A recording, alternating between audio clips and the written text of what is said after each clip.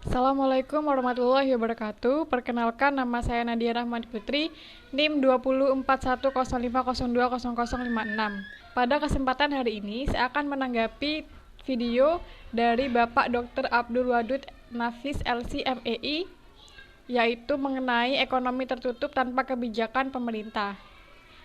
Pembahasan pertama yaitu pengertian ekonomi dua sektor. Perekonomian dua sektor adalah perekonomian yang terdiri dari sektor rumah tangga dan perusahaan. Merupakan bentuk yang paling sederhana dari analisis makroekonomi mengenai penentuan tingkat kegiatan ekonomi suatu negara. Aliran pendapatan dalam perekonomian dua sektor. Yang pertama, sektor perusahaan menggunakan faktor-faktor produksi yang dimiliki rumah tangga. Yang kedua, sebagian besar pendapatan yang diterima rumah tangga akan digunakan untuk konsumsi, yaitu membeli barang dan jasa yang dihasilkan oleh sektor perusahaan. Yang ketiga, sisa pendapatan rumah tangga yang tidak digunakan untuk konsumsi akan ditabung dalam institusi-institusi keuangan.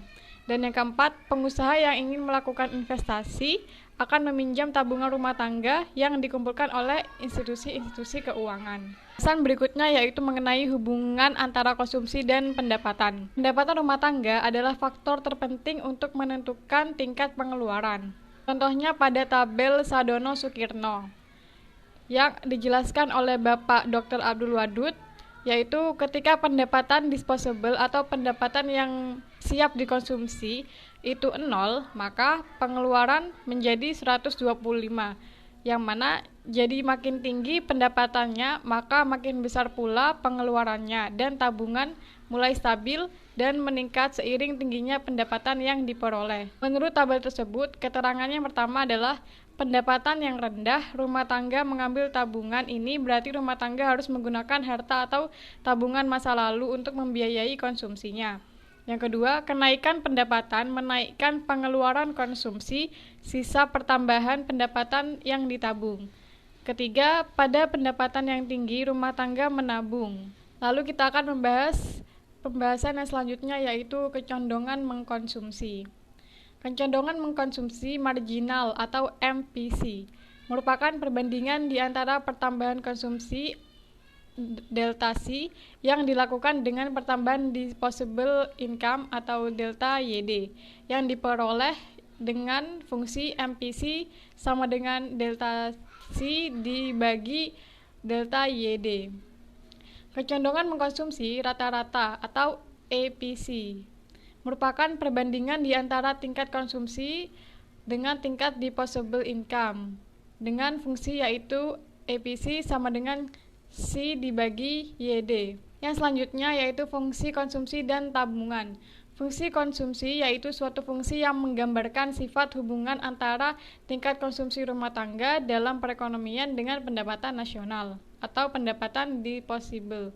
Fungsinya adalah C sama dengan A ditambah BY atau C sama dengan A ditambah BYD, di mana A itu adalah konsumsi rumah tangga saat pendapatan nasional sama dengan 0 dan B yaitu MPC-nya.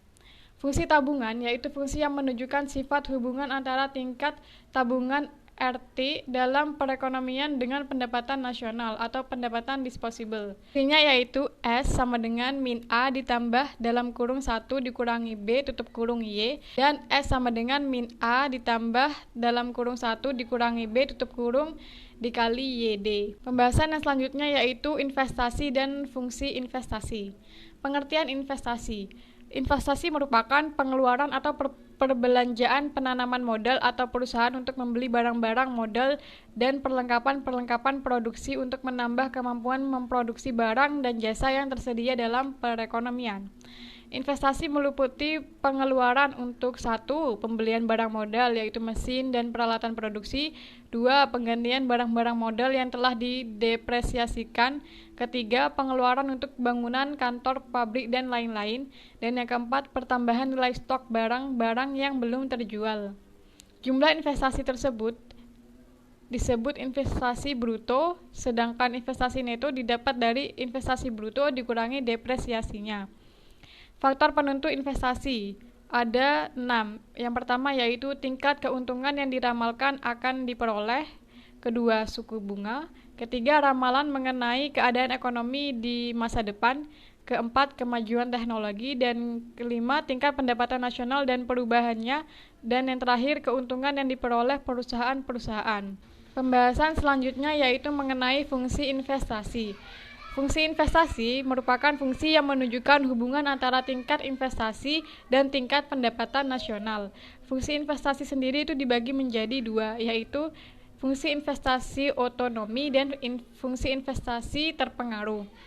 Fungsi investasi otonomi merupakan investasi yang besarnya tetap atau jenis investasi yang tidak terpengaruh dengan besarnya pendapatan. Sedangkan fungsi investasi terpengaruh merupakan investasi yang besarnya dipengaruhi oleh besarnya pendapatan nasionalnya.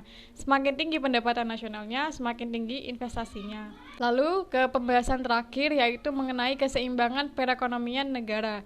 Dalam perekonomian dua sektor, keseimbangan perekonomian negara tercapai bila 1. Ketika pendapatan nasional sama dengan konsumsi dan investasi, atau fungsinya yaitu Y sama dengan C ditambah I, dan yang kedua ketika investasi sama dengan tabungan, atau fungsinya yaitu I sama dengan S. Cukup sekian tanggapan video dari saya mengenai ekonomi tertutup tanpa kebijakan pemerintah. Mohon maaf jika ada salah kata. Terima kasih sudah menonton. Wassalamualaikum warahmatullahi wabarakatuh.